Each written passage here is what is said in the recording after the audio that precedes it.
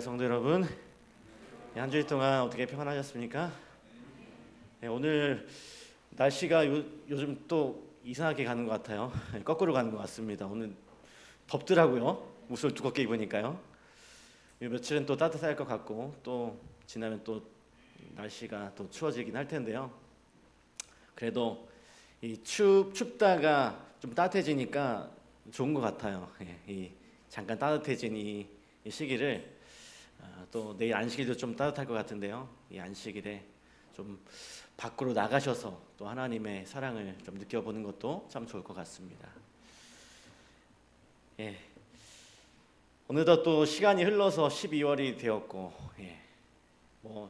이 날짜가 어떻게 보면 그냥 숫자라고 생각할 수도 있는데요.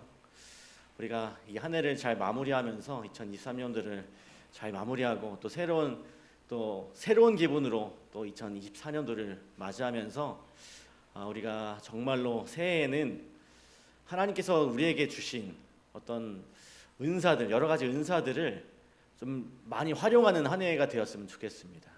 그래서 오늘 나눌 말씀의 제목은요, 무한한 가능성인데요. 이 무한한 가능성이 어떤 무한한 가능성이냐 하면 오늘 우리들이 가지고 있는 그 은사들의 가능성을 이야기하는 것입니다. 여러분 하상욱이라고 하는 시인 아십니까? 그 시인이 이런 글을 썼어요. 끝이 어디에일까? 너의 잠재력. 맞아요. 치약. 다 쓴 것 같은 그 치약. 짜도 다시 나오는 그 치약을 보면서 끝이 어디일까? 너의 잠재력. 이런 글을 썼습니다. 오늘 저녁에 치약을 짜면서 이제는 버려야지라고 생각했는데 그 다음날 아침에 혹시나 해서 짜보니까 어때요? 또 나와요. 그리고 또 저녁에 짜면 또 나오더라고요. 이렇게 그 다 써버린 것 같은 그 치약 하나도 참 잠재력이 있다라고 하는 그런 글인 것 같습니다. 오늘 설교의 제목이 무한한 가능성이라고 말씀드렸습니다. 이 무한한 가능성, 바로 우리들의 은사에 대한 그 무한한 가능성인데요. 우리가 하나님으로부터 받은 은사는 아주 무한한 가능성들이 있습니다.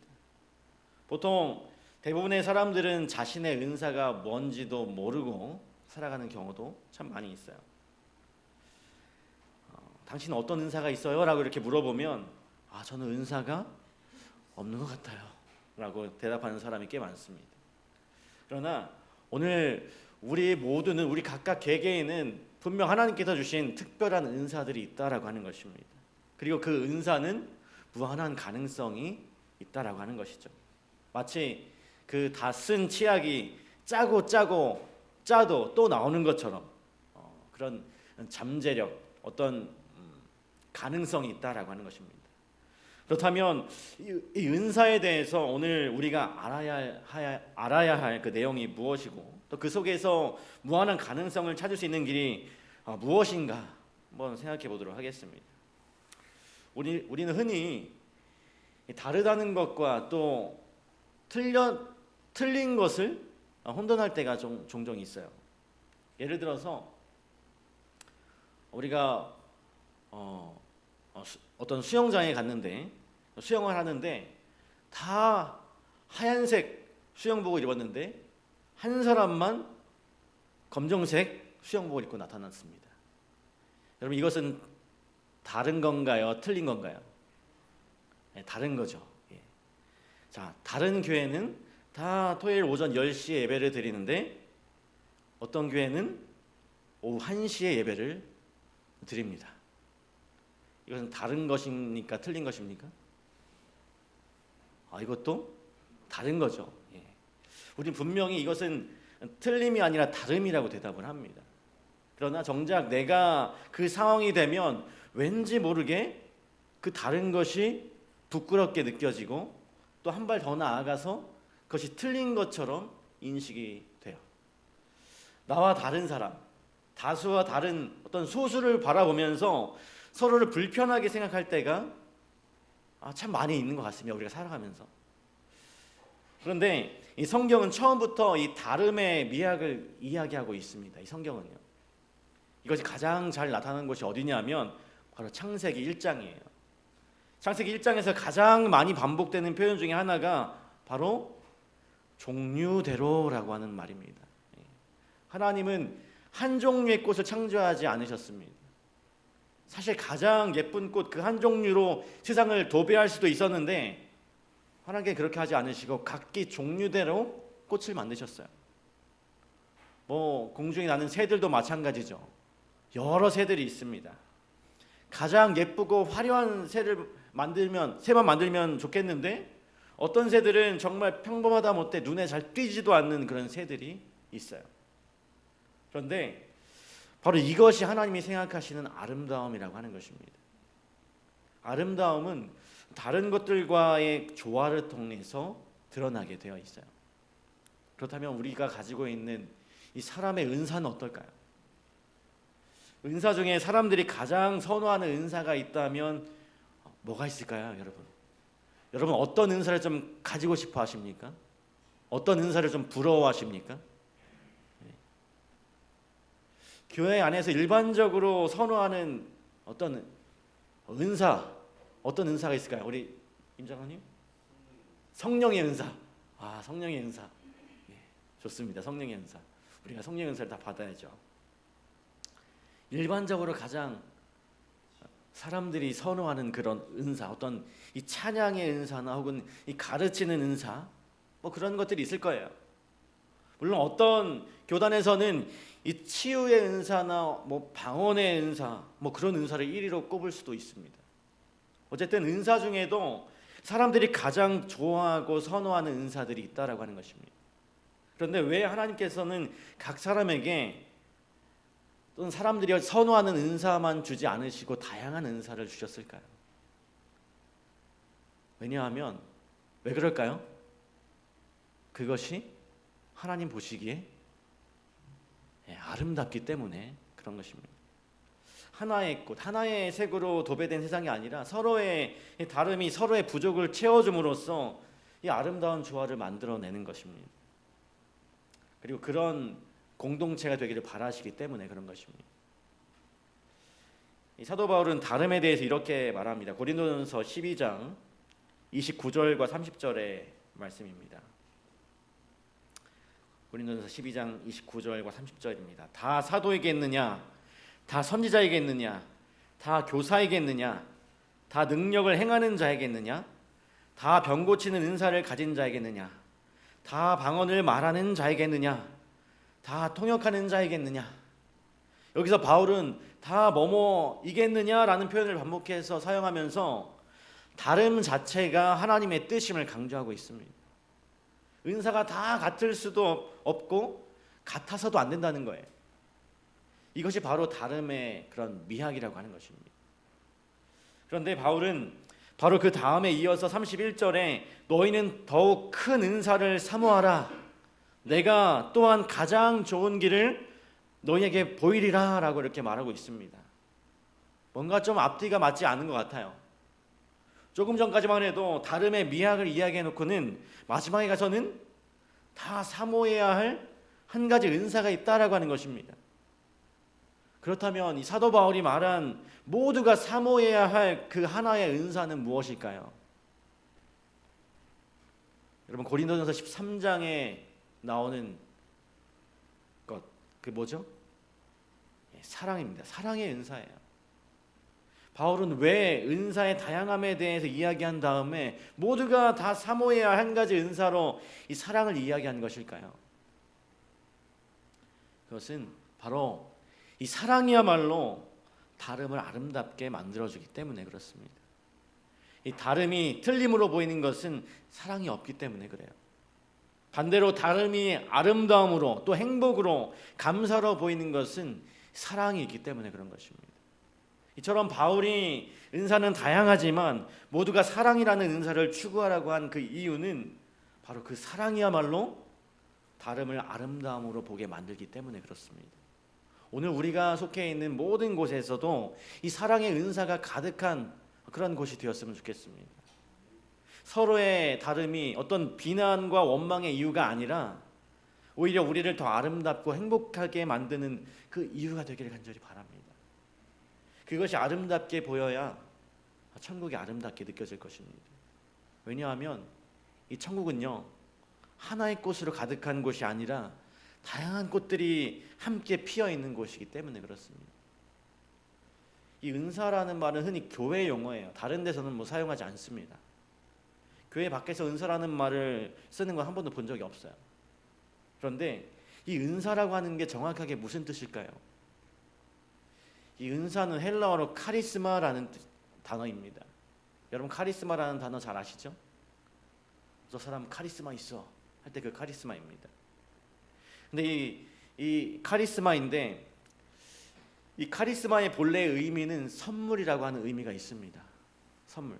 그냥 값없이 주어지는 선물. 그런 의미에서 이 은사는 그 주도권이 하나님께 있습니다. 하나님께서 주셔야만 받을 수 있는 게 바로 은사예요. 이 은사에 대한 바울의 권면이 집중적으로 나오는 것이 로마서 12장과 고린도전서 12장입니다. 외우기 쉽죠? 로마서 12장, 고린도전서 12장. 또 로마서와 고린도전서는 붙어 있습니다. 거기서 바울은 이 은사에 대해서 이렇게 말합니다. 고린도전서 12장 11절입니다. 이 모든 일은 같은 한 성령이 행하사 그의 뜻대로 각 사람에게 나누어 주시는 것이니라. 이 모든 일은 같은 한 성령이 행하사 그의 뜻대로 각 사람에게 나누어 주시는 것이니라. 은사라고 하는 것은 성령께서 각 사람에게 나누어 주시는 것이라고 말합니다. 그러니 그 은사의 주도권은 하나님께 있다라고 하는 그런 말이죠. 왜 저에게는 이런 은사를 안 주시나요? 왜 저에게는 이런 은사를 주셨나요? 라고 반문할 수가 없는 거예요. 마치 이 토기장이가 자신의 용도에 맞게 그릇을 빚는 것처럼 하나님께서도 각자에게 필요에 따라서 은사를 주신다는 것입니다. 그런데 이것은 단순히 하나님 마음대로 그분이 좋은 대로 결정하신다는 것 그 이상의 의미를 가지고 있습니다. 이게 무슨 말인가 하면 좋은 은사라는 그 기준이 하나님께 좋은 것이기도 하지만 동시에 그 사람에게 꼭 맞는 은사이기도 하다라고 하는 것입니다.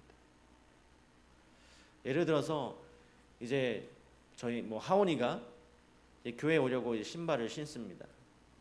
근데 예쁜 드레스를 입혔는데 그 옷에 어울리는 신발을 신기려고 하면 죽어도 그걸 안 신으려고 해요. 전혀 어울리지 않는 어떤 크록스 그 슬리퍼나 운동화나 그런 걸 신으려고 할 때가 있습니다. 절대로 제가 신기려고 하는 것은 절대로 안 신으려고 하는 때가 있어요. 그렇게 고집을 부립니다. 오늘 이 은사도 이와 같은 것 같아요. 온갖 좋은 은사를 주시는 하나님이시지만 그 좋음의 기준이 단순히 그 하나님 마음대로 하신다는 뜻이 아니라 나에게 가장 좋은 은사, 나에게 가장 잘 어울리는 은사, 내게 꼭 필요하고 그걸 통해서 내가 가장 잘 봉사할 수 있는 그런 은사를 주신다는 것입니다. 한마디로 우리 각자에게 맞춤형 은사를 주신다는 것이죠. 그것이 내가 생각하고 기대하는 것과는 다를 수 있어요.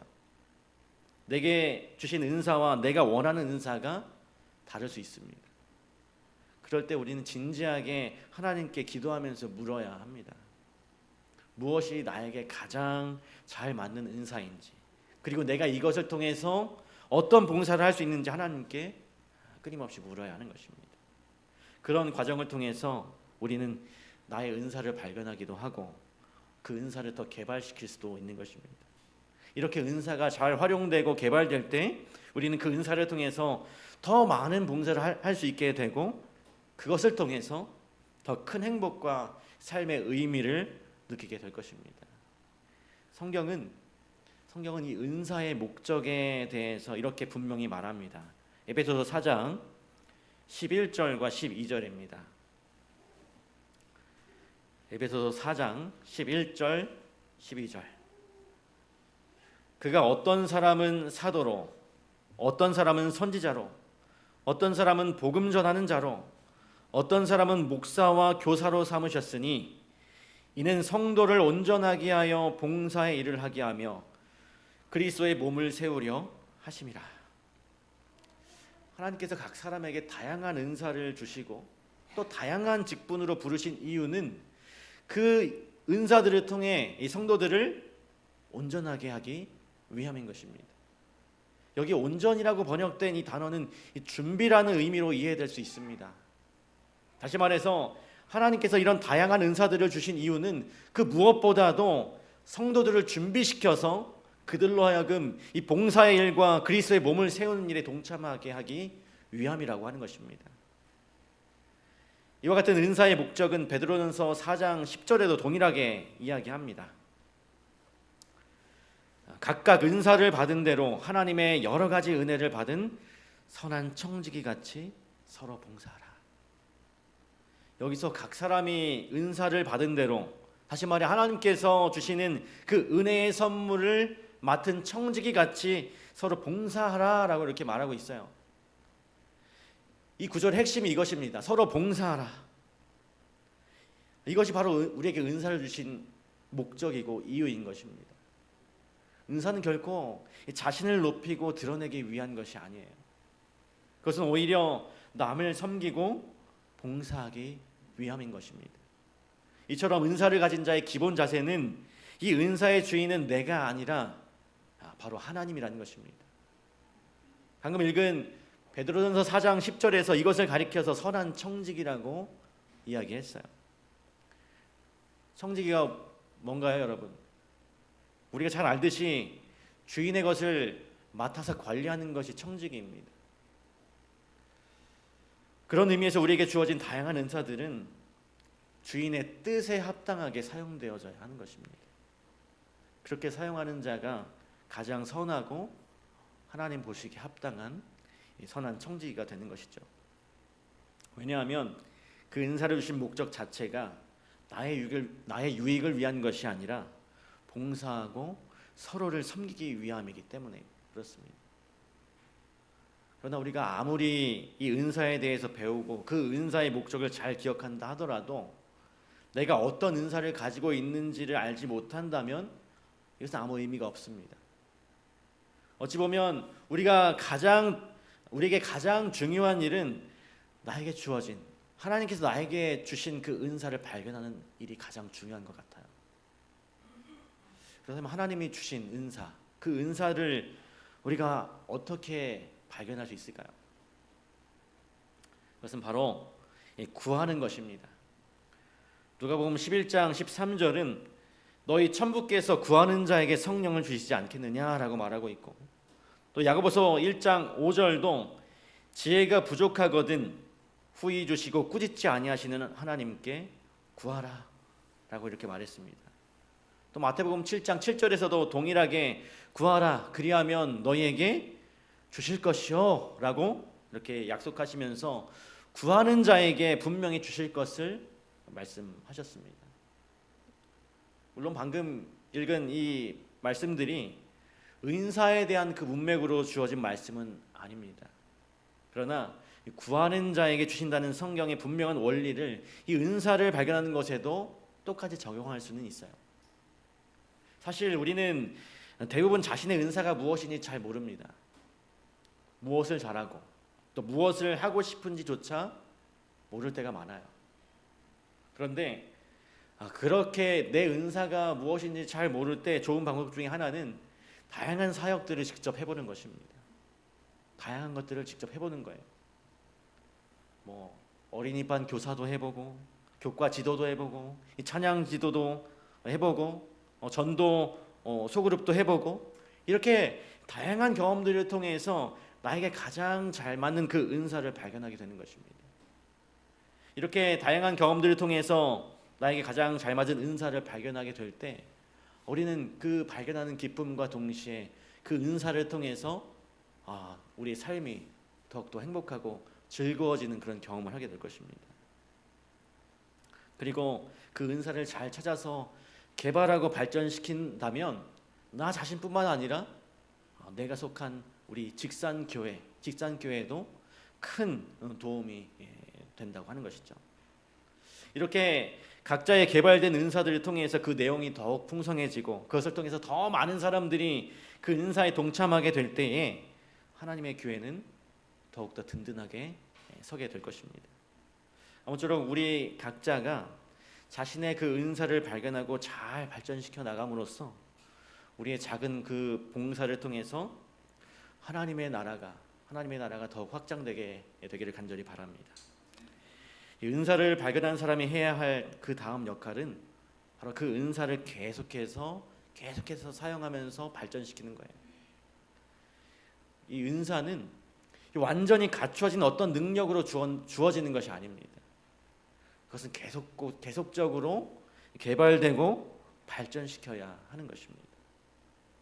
이러한 개념이 우리가 잘 아는 그 마태복음 25장에 나오는 달란트의 비유에 더 분명히 나타나 있죠.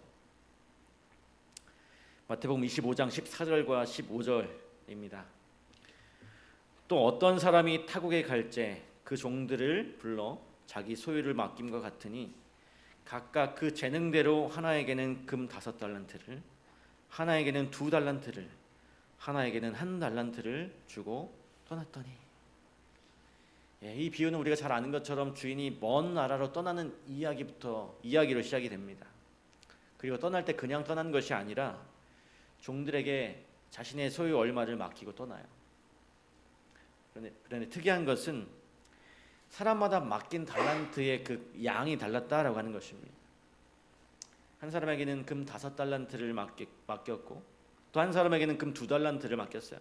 그리고 다른 한 사람에게는 1달란트를 맡겼습니다. 이것은 주인이 어떠한 사람인지 우리에게 말해주고 있는 부분인데요. 먼저 주인은 종들을 아주 잘 아는 주인이었습니다. 15절에 보면 주인은 무엇에 따라 각각 다르게 나누어 줬다고 말합니까? 그 재능대로 나눠 줬다고 했어요. 이 주인은 이 종들의 각자의 재능을 잘 알고 있었던 것 같아요. 그리고 그에 맞게 자신의 소유를 그 종들에게 맡겼던 것이죠. 그리고 이 주인은 자신의 종들에 대한 믿음이 있었습니다. 신뢰가 있었습니다. 사실 믿을 수 없는 사람에게 결코 자기의 소유를 맡기지 못할 거예요.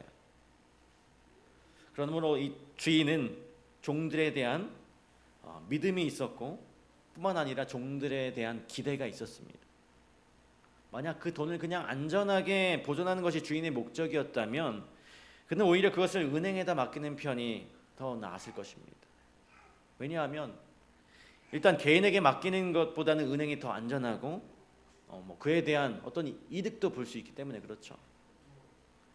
하지만 이 주인은 그렇게 하지 않고 그 소유를 각각 자기 종들에게 맡겼어요. 이것으로 보아서 주인은 단순히 자신의 소유를 보존하기 위함이 아니라 뭔가 그들에게 기대하는 것이 있었다는 것을 알 수 있습니다. 이렇게 해서 주인은 떠나고 이제 이야기는 남겨진 그 3명의 종들에게 집중이 되죠. 5달란트 받은 자는 바로 가서 그것으로 장사해서 5달란트를 남겼고 또 2달란트 받은 자도 그같이 하여 또 2달란트를 남겼고 1달란트 받은 자는 가서 땅을 파고 그것을 땅에 묻어두었습니다. 그리고 주인의 소유를 맡은 종들의 행동을 통해서 그들이 각각 어떤 사람인지를 나타내고 있어요. 먼저 이 5달란트와 2달란트를 받은 사람은 똑같이 그것으로 장사해서 5달란트와 2달란트를 남겼습니다. 이들은 아마도 이 자신들을 향한 주인의 믿음과 그의 기대를 잘 이해하고 있었던 것 같습니다. 그리고 그 주인의 즐거움을 위해서 최선을 다해 노력을 했어요. 반면에 이 1달란트 받은 사람, 그 사람은 그것을 가지고 가서 땅에 묻어두었습니다. 그는 자신을 향한 주인의 어떤 믿음이나 그 어떤 기대도 생각하지 않았던 것 같아요. 여기서 우리가 한 질문을 하게 되는데요. 왜 1달란트 받은 그 사람은 그것으로 장사하지 않고 땅에 묻어두었을까요? 만일 이 1달란트 받은 자에게 5달란트를 주었다면 그 사람도 역시 장사를 해서 5달란트를 또 남겼을까요? 여러분 어떻게 생각하십니까? 한 달란트 받은 자에게 5달란트를 맡겼다면 그도 역시 열심히 일해서 5달란트를 또 남겼을까? 화이트는 이에 대해서 이렇게 이야기합니다. 실물교훈 355페이지에서 주님께서는 선물을 나누어 주심으로써 사람의 품성을 시험하신다. 자기의 달란트를 활용하는 데 등한히한 사람은 자기 자신이 불성실한 종임을 증명했다. 이것으로 보아 그가 비록 5달란트를 받았다 할지라도 그 1달란트를 감추었던 것처럼 역시 땅에 감추었을 것이다. 그렇습니다. 이 1달란트 받은 자가 그것을 땅에 묻은 이유는 그 액수 때문에가 아니라 그의 품성 때문이었어요. 그의 악하고 게으른 품성이 그 행동을 통해서 드러나게 된 것입니다.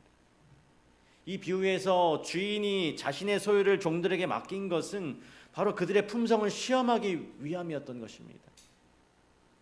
주인이 원하는 것은 돈이 아니었어요. 얼마나 열심히 일해서 많은 돈을 남겼느냐가 중요한 것이 아니었습니다. 단지 이 주인에게 중요한 것은 그 종들이 얼마나 주인의 뜻에 성실한 사람인지를 시험하고 증명하는 것이었어요. 물론 이것은 그들이 남긴 달란트를 통해서 증명이 되었습니다. 하지만 그것 자체가 주인의 목적은 아니라는 것입니다. 우린 보통 이 달란트의 비유에 대해서 이야기할 때 그 양에 관심이 많아요. 얼마나 많이 받았고 얼마나 많이 남겼느냐가 우리의 관심사입니다. 그래서 때로는 성도들에게 당신은 이만큼의 달란트를 받았으니 열심히 일해서 이 정도 달란트를 남겨야 한다라고 이야기하기도 합니다. 그래야 착하고 충성된 종이라는 말을 들을 수 있다는 것입니다. 하지만 우리가 오늘 이 비유를 잘 살펴보면 일을 열심히 했기 때문에 착하고 충성된 종이 된 것이 아니라 착하고 충성된 종이기 때문에 일을 열심히 한 거예요. 다시 말씀드립니다. 그가 열심히 일해서 5달란트를 남겼기 때문에 착하고 충성된 종이 된 것이 아니라 이 일을 통해서 그의 착하고 충성된 품성이 드러나게 된 것입니다. 그러므로 그가 남긴 그 5달란트는 그의 품성의 결과이지 결코 그것 자체의 목적이 있는 것이 아닌 것입니다. 오늘 그런 의미에서 우리는 자신에게 주어진 그 은사를 발전시키는 일을 통해서 우리의 충성을 나타내 보이게 되는 거예요. 우리에게 주어진 은사는 계속해서 개발되어야 하고 발전시켜야 하는 것입니다. 계속적인 봉사와 계속적인 헌신을 통해서 그 은사는 발전돼야 하는 것입니다. 이것은 단순히 그 은사를 더 키우기 위함이라기보다 그러한 봉사의 삶 자체가 목적이 되는 것입니다. 왜냐하면 이러한 섬김의 삶을 통해서 우리는 어느덧 자신이 예수를 많이 닮았다는 것을 발견하게 될 것이기 때문에 그렇습니다. 오늘 우리가 이 은사에 대해서 살펴보았는데요. 하나님께서 우리 각자에게 다양한 은사들을 주셨습니다. 서로의 은사가 다르다는 것 자체가 아름다움이다라고 말씀드렸어요. 그것은 이 성도들의 포용과 사랑을 요구합니다. 또한 그런 다양한 은사를 주신 목적은 서로와 서로를 위한 섬김과 봉사를 위한 것입니다. 그리고 그 봉사를 통해서 하나님의 품성을 드러내는 것이 이 은사를 주신 목적이에요. 그래서 우리 각자는 먼저 자신이 받은 은사가 무엇인지 발견해야 하고, 아무리 생각해도 잘 모르겠으면 하나님께 그것을 알려달라고 간절히 구해야 합니다. 그리고 다양한 일들을 직접 우리가 해보는 거예요. 그런 과정을 통해서 나도 즐겁고 또 남도 행복할 수 있는 뭔가를 발견하게 되는 것입니다. 그리고 그렇게 발견한 은사는 계속해서 발전시켜야 합니다. 이것은 단순히 그 은사의 양을 늘리기 위함이라기보다 그 발전시키는 과정을 통해서 우리의 품성이 점점 예수님의 품성을 닮아가게 되기 때문에 그렇습니다. 이 은사의 발전은 은사를 통한 봉사를 통해서 이루어집니다. 이렇게 은사를 발견하고 개발함으로 우리 각자의 봉사를 통해서 하나님의 나라가 더욱 온전하게 서게 되길 간절히 바랍니다. 그래서 내년 다가오는 새해에 오늘 내가 가지고 있는 은사가 무엇인지 발견할 수 있도록 하나님께 간절히 구하시고, 또 여러 가지 일을 해보면서 여러분의 은사를 발견하면서 그 은사들을 더욱 발전시키는 한 해가 되었으면 좋겠습니다. 무엇보다도 우리 모두가 사모해야 할 은사가 있는데 그것은 사랑의 은사라고 했습니다. 우리 모두가 남들에게 사랑을 베풀 수 있는 그 사랑의 은사를 더욱더 개발시키기 위하여 사랑을 베푸는 그런 우리 모두가 되길 간절히 바라면서 오늘 말씀을 마치도록 하겠습니다. 아버지 하나님, 저희에게 다양한 은사를 허락해 주시니 감사합니다. 주님께서 저희들에게 은사를 주셨지만 그것을 땅에 묻고 무슨 은사를 받았는지 알지 못하고 살아가는 우리들이 이제는 그 묻어두었던 은사를 다시 파내어서 깨끗이 씻고 또 열심히 활용하여서 우리의 품성이 예수님을 닮아가고 하나님의 나라를 확장시키는 주님의 종들이 되게 하여 주시옵소서. 무엇보다도 우리가 함께 사모하여야 할 그 은사, 이 사랑의 은사를 더욱더 사모하게 하여 주시고, 또 그 은사를 우리가 활용하여서 하나님의 귀한 그 사랑을 전할 수 있는 우리 모두가 되게 하여 주시옵소서. 아버지, 다가오는 새해에 우리와 함께 하여 주시고 우리가 발견하지 못한 은사들을 발견하게 하여 주시고 그 은사들을 발견하여서 잘 활용함으로 인해서 우리의 삶이 더욱더 행복하고 기쁨이 넘치는 그런 삶이 될 수 있도록 도와주시옵소서. 또한 그 은사를 우리 선교에 잘 활용하여서 또 하나님의 나라를 확장시키는 우리 모두가 될 수 있도록 도와주시옵소서. 거룩하신 예수님의 이름으로 간절히 기도합니다.